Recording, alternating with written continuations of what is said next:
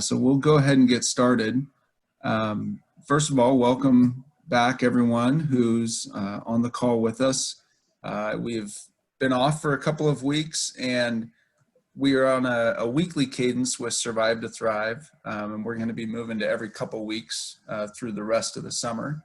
And I guess I will introduce myself. My name's Nick Miller. I'm the Executive Director at the Boise State Venture College. We have partnered with TM, Rostigar, and Trailhead to put on Survive to Thrive. This is an attempt to recreate the community of entrepreneurs and innovators that exists in Boise while we're all physically distanced and trying to keep those connections strong, even though we may not be able to all get together in the same room. And that might be for quite some time. So we are just really happy to have this community come together. And we're really excited to have Paul Dlugosch, the CEO and founder of Natural Intelligence, with us today. We're going to talk to Paul just about what it's like to have a startup in Boise, a highly technical startup that has spun out of one of Boise's greatest startups and one of our greatest corporate success stories here. But we're really looking forward to learning about how this all came about for Natural Intelligence, what the future holds, and how they have weathered this storm. So thank you, Paul, for joining us today. One little note to the audience, Tam and I will pose several questions to Paul during the hour we have together. If at any point you want to ask a question of Paul, please throw it into the chat and we'll make sure that we get that to him. I think there are some Natural Intelligence employees on here, so you guys can ask the tough questions as well to Paul. We're supposed to be working. Well, Paul, maybe if you want to just take a moment and introduce yourself, tell us a little bit about Natural Intelligence, and then TM and I will jump into the questions. Okay, Nick, thanks for those words. And by the way, I'm going to call it home field advantage here in Boise because you actually pronounced my name right. Dlugosch is exactly right. So thank you for that. It doesn't always happen. So yeah, I'm Paul Dlugosch, founder and CEO of Natural Intelligence. We're a startup that's about 3.5 years old now, actually 4 years old. We crossed that threshold, or will, here in about a week. It will be our birthday, our fourth birthday. As Nick mentioned, this team is essentially a core team that left Micron in mid-2016. Maybe I'll just rewind the tape a little bit further and just share a little bit of my background. I guess all the way back to where I grew up, which was the Midwest, Minnesota in my case.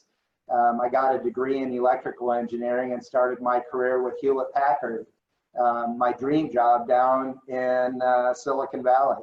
And I enjoyed that a lot, but I couldn't afford to live there. And I had a fiance. We were about to get married and visions of someday a family, and I just couldn't make the numbers work for somebody that was of, I'll just say then, meager means.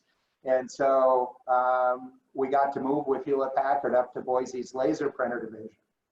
And I began engineering work there and continued to do so for about 10 years. Maybe the most formative thing I did there was work on some of the ASICs that HP was developing for their laser jet printers.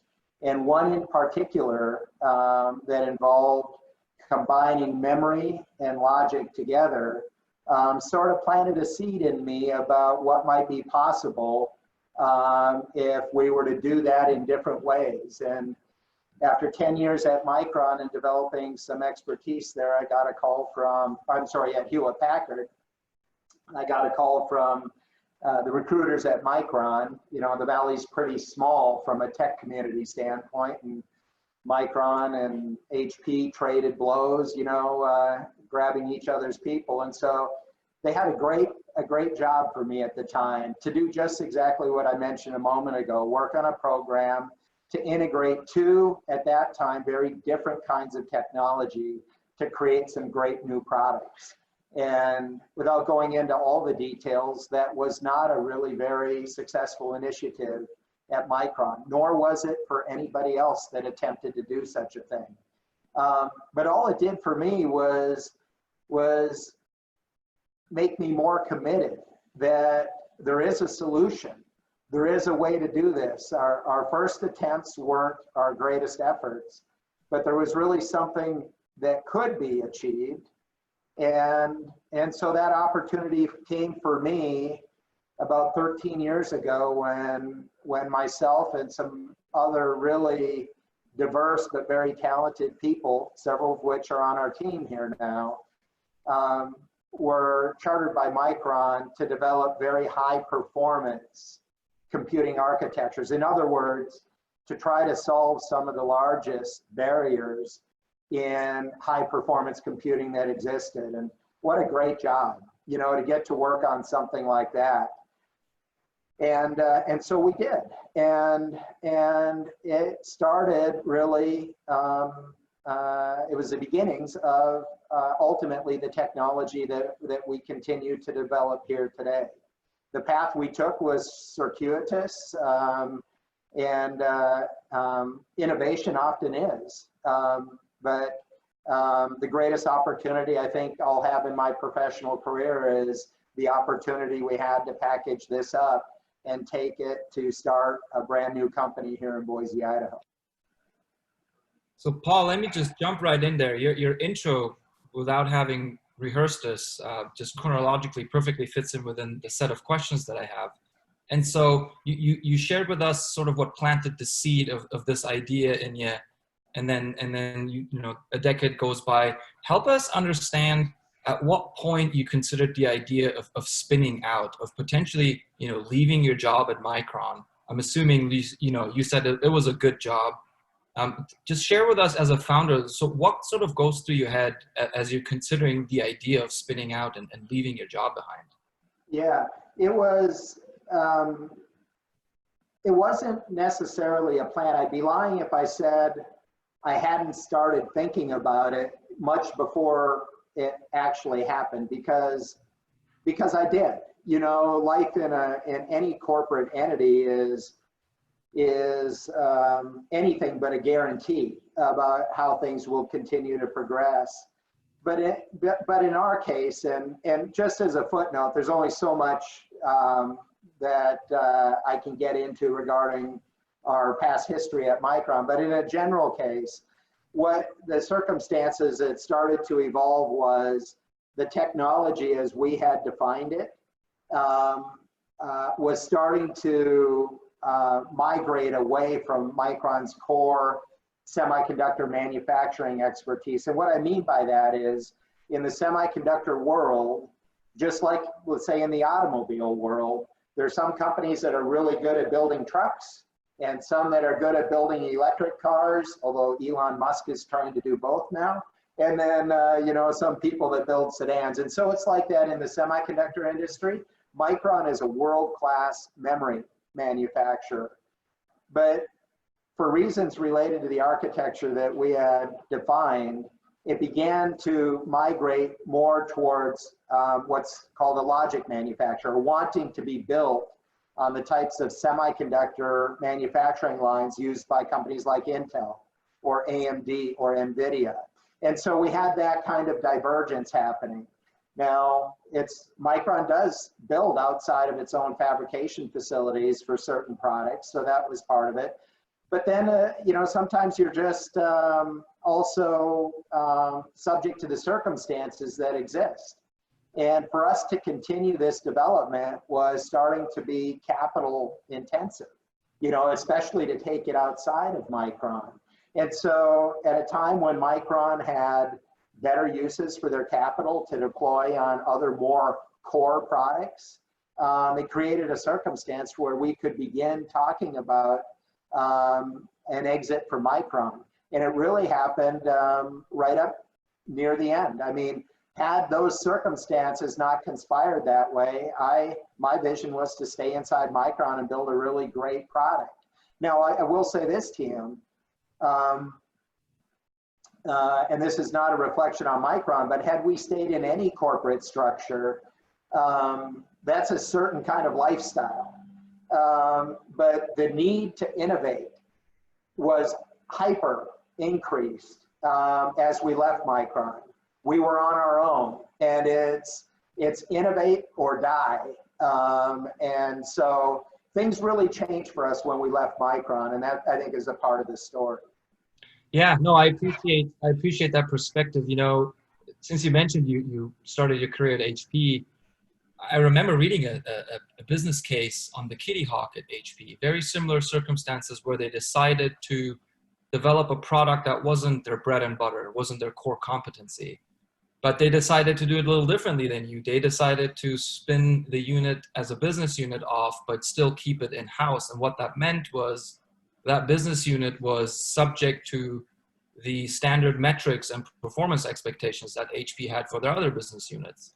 And there was a fundamental misalignment there as to what this business unit was intended to do, but what it was held to when it came to performance metrics. So, you know, understanding that there was a spin out of Micron, I also understand that the strategic relationship with Micron continued. So it wasn't a bad breakup in that sense. It was an amicable understanding of both parties. Hey, this is better done outside, but we're still going to work together. Can you share a little bit about how the relationship continued with Micron over the years? Yeah, I can. And I guess I'd put it this way. Given the circumstances that I described already, our exit from Micron really came about, you know, it was, I won't say it wasn't an immediate, there were a quarter or two of kind of planning and execution to do this. But Micron was in a place where this new entity just, even though everything was amicable, they were in a place where they couldn't really help us. And what I mean by that is financially. And so here's a lesson learned, I guess, for anybody who's on this webcast. A lesson learned is it's probably not a good idea to do it and then say you'll figure it out later, because there's obviously a lot of intellectual property issues and other things that you have to tend to. And we have, and we negotiated our terms with Micron, but they came after we had left and so forth. And if I had to do it all over again, we would have done this up front while we were still inside the corporate structure, and we would have done it that way. But things didn't work out that way, and so it took us some time. It was more than a year after our startup was founded that we finally came to an agreement that for national intelligence that made us whole and gave us the pathway we needed to operate and go forward. Oh, that lesson learned right there is worth gold. Thank you for sharing that, Paul. So now that the audience has a better understanding of, you know, the lead up to the spin out itself, sort of the circumstances that you described, let's jump into when you joined Trailhead. So my understanding is that once you spun out, you landed at Trailhead. So tell us about the experience at Trailhead North and help us appreciate some of the milestones national intelligence was able to achieve during that incubation time. Yeah, great question, TM. And so how did Trailhead come about? Well, as I said, we worked very cooperatively with Micron, and Micron was a supporter of Trailhead. And so as we were preparing our exit, and I was consulting with the Micron Corporate Council, they brought up Trailhead and said, you know, you're going to be outside the walls here pretty soon. You're going to need a home, and you ought to maybe consider looking at Trailhead. And so we did, but the very first order of business for me, because I knew that we had some work to do in that area, was to find some legal representation. And so we did, and I don't have any hesitation to say that's Perkins Coie in town, and they've done a fabulous job. But they seconded the vote for Trailhead. Hey, Paul, you really need to go check out Trailhead. And of course, Perkins is also a supporter of Trailhead. So, you know, that network that Trailhead set up, community businesses, was effective. So I did go to Trailhead. And at that time, I knew I was going to be bringing on staff, and Trailhead had not yet brought up Trailhead North. And so that co-working space that is called Base Camp now, seemed great for just me. But to bring a team of 10 people on board, that wasn't really a good fit, but enter Trailhead North. And so we toured Trailhead North the first time when it was under construction. And it was in pretty rough shape. But they expected they would open in a month, turned out to be 2. So we survived meeting in the Boise Intelligent offices up on top of Zion's Bank building, weekly meetings up there for the start of our company. Trailhead North opens and we move in, and eventually took over 2 offices there. I think we had 11 of us in about 400 square feet. So it was great, and really provided the foundation we needed, getting to meet yourself, being part of that community. This is my first startup. And so I like to tell people this really is my first rodeo, and having some place like Trailhead to get my grounding and be around other entrepreneurs and other mentors was really an important part of the early stages of our company. So Paul, to build on that a little bit, can you talk a little bit about your own transition from the corporate environment to a co-working and startup environment, both in terms of just the speed and the agility that you need in a startup, as well as starting out with just you and jumping into the Trailhead North space.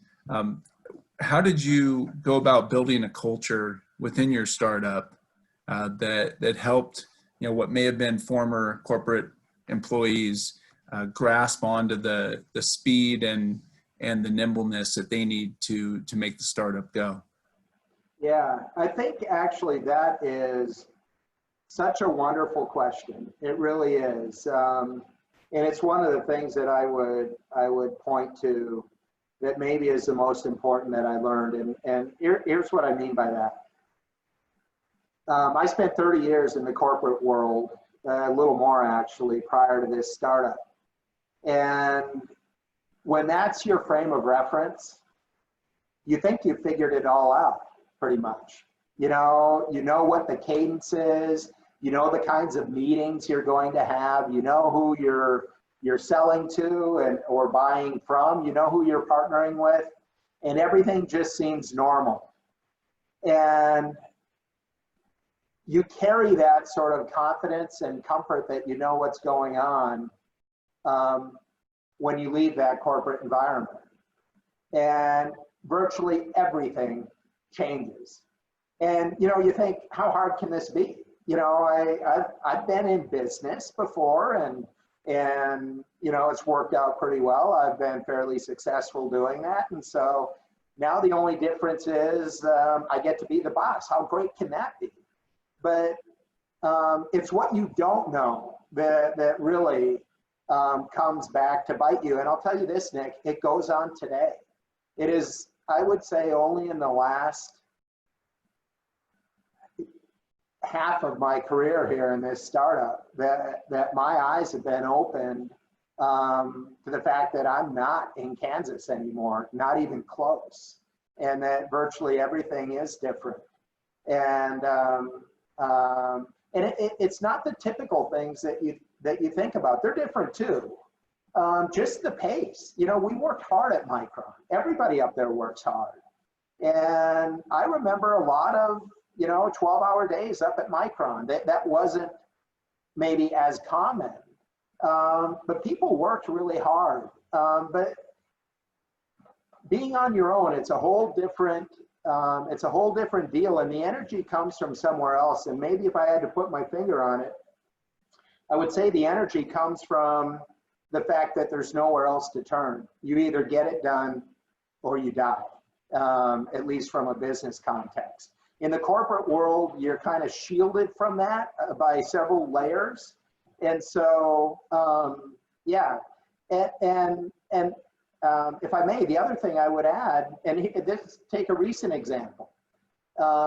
We left Micron, and how do you communicate when you're in a corporate environment like that? I mean, day-to-day communications. I'll tell you how, it's with email, right? Everybody's been there, you've done that.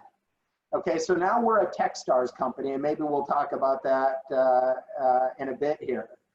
But we still carry some of the vestiges of corporate culture, if you will. We use Microsoft Outlook up to this day. So now we're in this cohort with 10 other startup companies. Demographically, I'm the only grandpa in the group. I'm pretty sure of that. Okay, so you know, carrying this much corporate baggage, and they're all using something like Slack, and I'm like, well, what the heck is that? And you know, who invented that, and when did that happen? Well, guess what? Now that's what we use, or we use the Microsoft Teams equivalent of that, and it's been fantastic for our company. But it's just this layer after layer of kind of corporate vestiges that we're going to keep shedding this. I'm going to keep shedding them. You know, it's still well into the future because it's a process. It's not just a moment.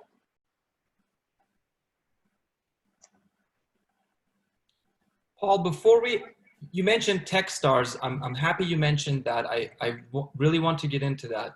Before we do though, I recall that there was a success milestone with respect to a DARPA contract or some kind of competition from DARPA. And I recall, you know, your team went up against some pretty heavy hitters in the industry, and you did fairly well. So can you tell us a little bit, can you share about what that competition was about, and then how you did? Yeah, well, we haven't talked about the technology yet, and I'm not going to right here at this second. We can maybe a little bit later. But what we're doing is classified as tough tech or hard tech. It's a type of startup where, you know, there's some deep science involved, and in our case, it's artificial intelligence and machine learning. If I may say so, it's complicated stuff. And that means that in a way that I probably didn't appreciate soon enough, it defines who we can engage with. And I'll say this, from customer standpoint, so-called Main Street customers, you know, the kind of customers I dealt with while we were at Micron, are somewhat averse to kind of this radical new approach, and still untested. And that's one of the Nick, going back to your question, I thought we'd just be able to roll in there, get this done, and then, you know, I looked and I don't have a Micron badge anymore, and I just got 50, you know, it's me and 14 other people, and everything's different, like I said. So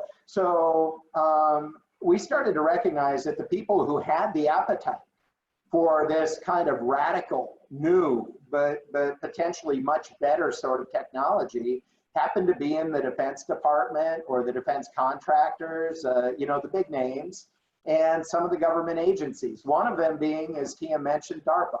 Now, DARPA is one of the premier Department of Defense research institutions in the country, and maybe many on this call are familiar with them. So we approached them, and it was about a year of effort, because we took it upon ourselves after receiving some rejections from other government agencies, which are hard to take, right? You know, you get your Dear John letter and it's like, crap, that didn't work. but it started to occur to us that we were not maintaining or developing personal relationships with the people back at these agencies. We started doing that. It took about a year. And DARPA created a program called VIP, Virtual Intelligence Processing. Well, as I said, we had just been building a relationship with DARPA for that prior year when this solicitation came out. We felt like we were pretty well aligned already. And I was worried because the solicitation was really about developing this very advanced AI system. And we're just a small company in Boise, Idaho. So we went back to Washington, D.C., and in an open environment, in an auditorium, for the people who wanted to engage DARPA, there was a QA session. And I remember quite well, one of the largest tech companies in the country was sitting right behind us. And they got up and they made a pitch, if you will, about the direction this whole thing needed to go. And I'm sitting right in front of them and I'm thinking, oh no, you know, because it was nothing like what we thought the future should look like. And they got all done. And I guess I'll just fast forward. At the end of the day, we're in that program, they are not. And for us, I think I can speak for the whole company. It was at that moment that we felt some really bright people at DARPA understand what we're doing, and put that vote of confidence in us. And I sitting here today, I think I can say with full confidence, we've exceeded their expectations so far in this program. So, so far it's going really well. Well, congratulations. That is fantastic. And just to pull on that same string, you know, you mentioned Techstars. So there were these formative years, you know, and you bring out these milestones under the belt of NIS. Tell us what led to this, you joining Techstars. How did that come about, and what do you hope to get out of that? Yeah, well, it goes back to, I guess, this spring. And I was sitting in my desk right over there doing my job, and I got an email. And, you know, like anybody on this call, we get a lot of email, and a lot of it's just not useful. And this email from Techstars rolls across my desk, and I know what Techstars is. I have a great deal of respect for them. But it was from the Techstars Starburst Space Accelerator. And it's like, oh, geez, space, that's really hard, especially if you're building hardware. You have to do all kinds of extra things so that your chips can fly on rockets and be outside our atmosphere. It's dangerous, it's hostile. And it's like, I've got enough problems, you know, just trying to build a company on terra firma here without jumping through all these extra hoops. And so, and I've shared this with the Techstars managing director. I just deleted it. I deleted the email. And I just didn't have time. Yeah, and you find that out real quick. Time is precious. And so into the bit bucket it went. And, but they were persistent. And the next time they reached out, it was more personal. And I could tell it was. And it was like, okay, I'll respond. And that response led to a scheduled call.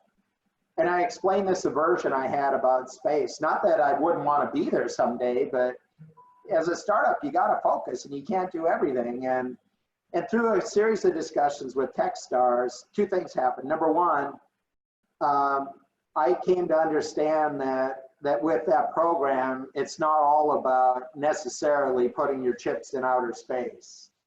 They have a lot of AI work they're doing right here in their control centers and other places. So that was number one. And number two, I became aware of, regardless of the vertical, really what Techstars might do to our company. Let me give you an example. We're up here in Boise, Idaho, and as much as we love this community, it's not exactly yet as active as, let's say, Silicon Valley. And so that's something that we have to contend with. In the first 4 weeks of Techstars, we met with about 160 different individuals that would have required me to get on an airplane to go fly to meet them, or to do that if I could have even gotten those meetings in some other way. And it is fast, it is to the point. I am presenting our company 10 times a day, and it's investors, it's rocket scientists, it's data scientists, it's every dimension that you can imagine. And the information we got out of that process after 4 intensive weeks was absolutely irreplaceable. I think that alone probably made the Techstars program worthwhile, because we're continuing to work with several of these people today. Oh, okay. So it sounds like you got to fractionally expand your bench and you get access to knowledge and. Yeah. And it goes on. It culminates with a pitch event. And I'll be doing one actually up here in Boise in early August with Trailhead. But for Techstars, it'll culminate in a pitch event on September 9th. And that's when the cohort officially ends, but our involvement with Techstars will go on. For those that don't know, Techstars takes an investment in our company, and let's just say the incentives are aligned. It is entirely in their best interest that we succeed and really succeed as a startup company. And so it's more than just a 3-month program. It really will go on for years to come. We'll be able to leverage that network and that framework that they have. Well, it sounds like you're able to do all that remotely, which sort of you get the best of both worlds. You still get to stay in Boise, but yet you get to give NIS a big shot in the arm through this network that Techstars is providing you. Yeah, it's true. But for COVID, we would have gone to LA, as would all 10 companies. Right now, those companies are in Singapore. They're scattered across the US and Wisconsin and Kansas. They're in Poland. All of us would have sent a small part of our team to LA to work together in tight integration with Techstars and these mentors and companies. But I have to say, Techstars has done a fabulous job of converting this to a virtual cohort. Not just ours, but all of their cohorts are operating virtually. And they're using some really, really cool technology to do it. Every day, I feel like we're connected with all 10 companies and with Techstars back in LA. Well, that's great news. I'm really happy both for NIS and Techstars that you guys are, you have that relationship now. I view that as really, in addition, you know, a boost to our ecosystem. If our startups are able to participate in Techstars, and for selfish reasons, I'm going to say, but they get to stay in Boise, that's a win-win for me. But you've touched on a few things that are really important for this call and for the audience. You've touched on some of the challenges that an advanced AI company or a startup has in Boise. So let me touch on that and sort of twofold questions here. Give us a sense of the AI ecosystem here in Boise. Who are the major players? How mature is the vertical? And what opportunities do you see for Boise, the Treasure Valley, to position itself to grow that vertical further? Yeah, well, first of all, from a user base, I don't think Boise is any different than anywhere else. Our eyes are open as a community, and we see various different kinds of companies starting to try to exploit the advantages that AI can provide. It's happening really everywhere. I mean, from Micron to smaller startups. And so that part, I don't see Boise being really any different than any other big or small community around the country. Now, from a development side, it is a little bit different. That gets a little bit fewer and further between. And to be honest with you, for the type of work that we're doing in AI and machine learning, which goes all the way down, you know, to the transistor level, if you will, I don't see a lot of that kind of activity going on. Usage, yes, but the core development, there's small pockets perhaps, but Boise as a community, I'd say that's a pretty thin band of people developing what I would call core AI technology. And I'm not really a fair reference point because the work we're doing goes all the way down to the lowest foundational level of artificial intelligence. We can talk about that maybe, but that's my framework, and that's why I say something like that, TM, is I don't see other companies involved in that kind of development activity. Down at Silicon Valley, there's more, clearly. So given, go ahead, Nick. So with that said, Paul, how has your talent recruitment gone in Boise? What have you been able to find the technical, obviously highly technical talent that you need here? Have you, recruited remotely? How have you dealt with that? Yeah, good question. We can divide that question a couple of ways, but I'll do it this way. We have a hardware development aspect to our company where we're developing semiconductors along with the system boards that make up part of a computing system. Actually, Boise, for that, from my perspective, is actually pretty good. For the most part, we can get that kind of hardware engineering, and I think that's still a reflection of both Hewlett-Packard and Micron, and maybe to a lesser extent HP now, but still they leave a long legacy of very skilled hardware engineers. Now, for software engineers, from my perspective, it's more competitive. And I would also say that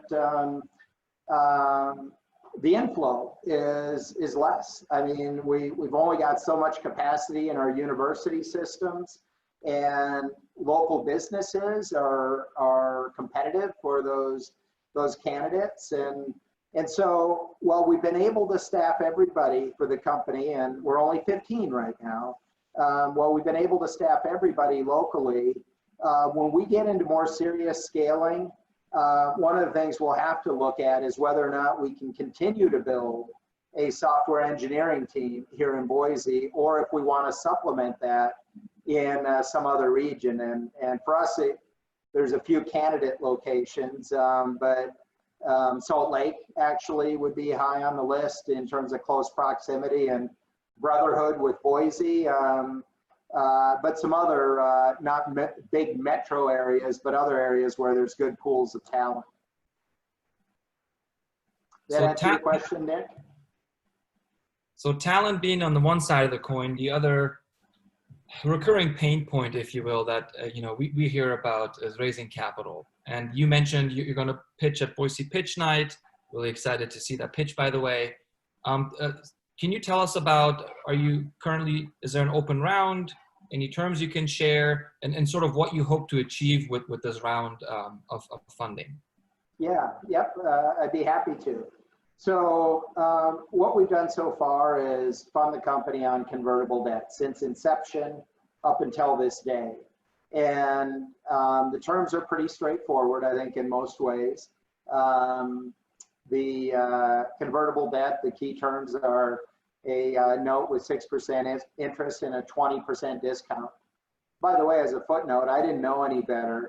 And from my vantage point, 10% is better than 20% in terms of the discount. And we raised our first $1.5 million on a 10% discount note. And eventually that caught up with me, and I was made to understand that 20% is almost the universal standard. And for that and other reasons, we did increase our discount to 20%. And most recently, and just so everybody knows, all of the notes are on the same terms now. But most recently, we added a valuation cap to the note, and that valuation cap is $12.5 million. And for those of you who are familiar with how that works, it just provides some protection to our earliest investors against a runaway valuation. So if our valuation kicks into high gear, we won't leave behind those earliest investors, or as they say in the industry, they won't get squashed. And so that valuation cap helps ensure that they're protected in that way. And I'm frankly happy to do that. We wouldn't be here today, but for those earliest investors. Now, what we're doing right now, we've raised just under that $3.5 million. Those days are almost over. We'll likely raise another $500,000 or so on the note that I just described. But beyond that, it's most likely to be all equity funding, that first round. Right now, I'm eyeing about a $5.5 million raise. And the use of those proceeds will be to get our first silicon out of fabrication. That will be built at Global Foundries. Our design is at a very advanced stage now. That's what we've done with the money we received so far. And we are also now starting to build our delivery mechanism. And here's a big change for the company. You know, leaving Micron, we sold hardware. That's what we did. And if I may say, myself and the team are pretty darn good at that. But guess what? We're not going to sell hardware, at least not initially. What we will be selling is something that is very common in the industry today, and that is a platform. But this is a platform as a service. So just last week, for the first time, we turned our platform in a software-only version. We turned it on inside Microsoft Azure's infrastructure. Next week, we'll be bringing our first local customers in. Remember, we talked about that local community who use AI?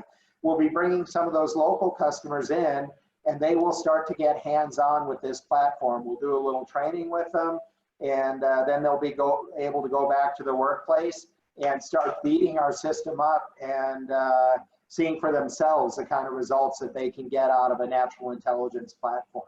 So it's a subscription business, a platform as a service, a subscription business. And hardware sales will come later once we've stood up this platform as a service business. That's the first time I've heard that term, but you just learned me something new. I like that. So now that we have a good understanding of, well, I should say we actually don't have a good understanding of the technology yet. So let's talk about that.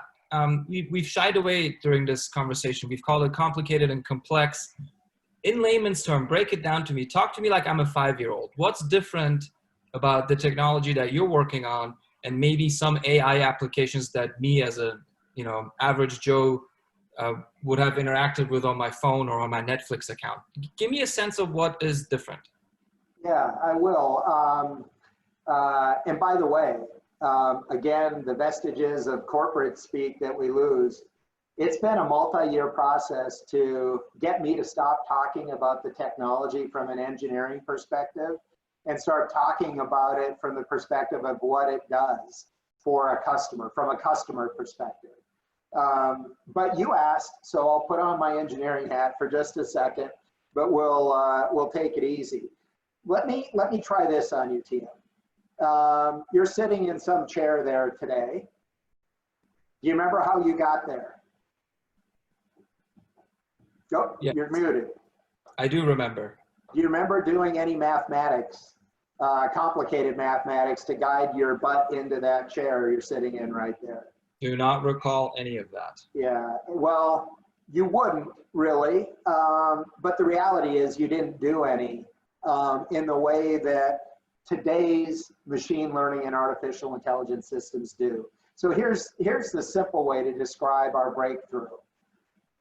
Virtually every machine learning system that's been invented today leverages processors as we understand them. Now there's different variations, there's Intel-like processors, and they can do some of this work.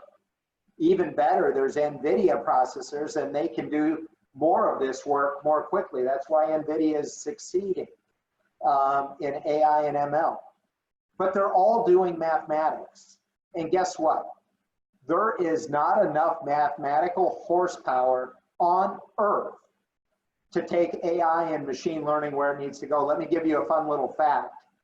To train an advanced machine learning system can consume as much energy as an automobile does in 5 years of use, okay? People don't know this, but to power these data centers and to do this machine learning work is an incredible amount of power, and it's because of the mathematics. So in a way that we never really anticipated, it wasn't our original thought, but we came to understand that the architecture that we began developing at Micron and now have really pushed forward as natural intelligence is able to achieve machine learning with virtually no mathematics and virtually no iterations. And what I mean by iterations is, if I may grab a prompt here, something like this. You recognize this as a little bottle of water immediately, but you don't need to see, you know, a billion examples of this to be trained. Even if you had never seen it before, just as long as I've shown it to you here, you would be able to recognize that because you're a human being and you don't have a mathematical model that needs to see a billion examples to tune itself, okay? So this is really the big breakthrough, is that if you want to build a machine that can start to exhibit some of the properties like this, we call this low shot learning. You've learned what this is now. If you want to build a machine that has these kinds of properties, well, you better start with a better approximation of how the human brain actually works. And that's what we've done. And so I like to tell people, because it's true, we spent as much time with neuroscientists as we did with computer scientists to really understand what the processing model in the brain is. And here's the big reveal. It doesn't have anything to do with mathematics. The thing that virtually every other competitor in this space is focused on, more mathematics, more mathematics, more mathematics. Well, what if artificial intelligence or intelligence really isn't about mathematics at all? And I'm telling you, it isn't. It isn't about mathematics. So what is it about? It's about patterns. Everything you do, your brain views as a pattern. My voice right now is a pattern. And you're decoding those patterns, not mathematically, but using a pattern matching system. So that's a brief explanation of our technology. Now at Micron, we built what I think was the world's best pattern matching system. And you can use that for a lot of different things, but we didn't really think about using it for AI so much back then. But when we understood the role that patterns play in artificial intelligence or human intelligence, and we're sitting here with really the most powerful pattern matching engine I think that's ever been built, it was then a short leap to put these two things together. And that really describes what we've done from a technology standpoint. Did that work? Absolutely, I understood, which is a huge step forward for me. It really sounds like, so there's some innovation within innovation. So you are fundamentally changing this math-heavy mindset or approach to AI. You know, has that made it more difficult? Do you have to do a lot of education on, let's call them like-minded computer scientists like yourself? In other words, not me. How do they receive this? I mean, when you disrupt an industry by fundamentally challenging the assumptions and the information that it works off of, you have a lot of explaining to do. Yeah, and believe me, I've made people's eyes and ears bleed explaining it to them. We can do that, but it turns out it's not very effective because for anybody who's interested in startups out there, I learned the hard way. You do not want to talk about what you're doing for a customer from the perspective of your own technology. I mean, trust me on this. I learned it the hard way. You just don't want to do it. But Tim, you're exactly right. Because of the complexity and because we're so different, it makes our life a lot harder. Now, I will say this.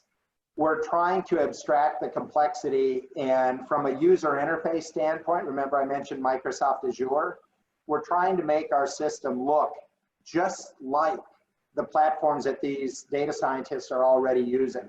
We can get pretty damn close to that already, we are. And so the magic that's happening in the data center, you know, using our technology, The user will never be exposed to that complexity.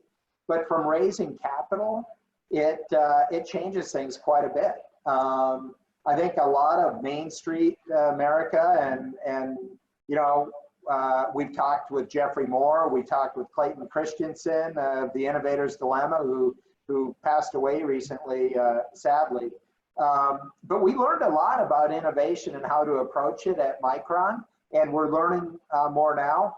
I said we're tough tech, which means the number of people that we can talk to about this and really engage isn't the same as, let's say, an incremental technology where you're building on something that exists, but just doing it, you know, a little better. And so it really makes it a treacherously difficult path for us to do. The rewards are tremendous, but the risk for us, I mean, just honestly speaking, are higher, given the nature of what we are doing.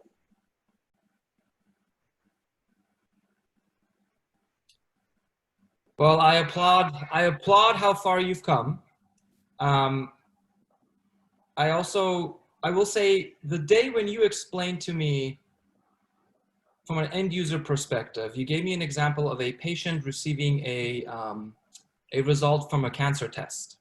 Yeah. And it was going to be positive or negative. And when you explained to me that, hey, when our technology is applied, you won't just know that you have cancer or that you don't have cancer. It tells you the why, and with the why, you can derive sort of an action, a tailored action plan to what it is that you can do, understanding the why, not just that you have it or don't. Yeah. So is the medical application like an early adopter of your technology, or where would I first see your technology being adopted and I can say, hey, that was done at Trailhead, I know those guys? Well, I don't want to concern you, but you probably won't see it. It will see you. But in as much as we will lean into the defense industry, it'll be those kinds of applications, many of which will be opaque. But TM, you just put your finger on the commercial market, the one that moves me the most. And I'll be honest with you, it was just that example you cited. I believe we can speed up medical researchers and that will lead to faster discovery of cures. And when I wake up in the morning, I think about our investors, I think about the technology, the development we're doing, and I always think about what mark this technology could leave really on humanity. And I know that sounds really lofty and like, what is he even talking about? But I believe we have a shot to do that. If we can cut the time for a researcher to get to an effective therapy or even a cure by half, there will be untold millions of lives potentially that we've improved, but have never met, you know, and I'm looking forward to that. Well, I think that is, we like lofty, big goals. You know, what do they say? You know, small things don't stir anyone's soul, right? So think big, and you guys are an incredible example of doing that. And I think we're close to our time here. So I, you know, first of all, just wanted to thank you, Paul. I can imagine what your day looks like in terms of, you know, running a company as well as being in the Techstars program and just everything else you have going on. So we greatly appreciate you sharing your story with us. You know, we love the fact that, you know, you're not only homegrown, but you are spun out of Micron, who has been such an important part of the technology ecosystem and an early supporter of Trailhead, and obviously a huge supporter of Boise State as well. So thank you for sharing your story. Thank you all for joining us. We will be back in a couple of weeks. So look for an email that will share our next guests, as well as we'll include a link to Natural Intelligence where you can get on their website and check out what they do and learn some more if you have any questions. So thank you all for joining Survive to Thrive, and we will see you in a couple of weeks. Thanks, everyone. Thanks, guys. Thank you. Paul. Bye.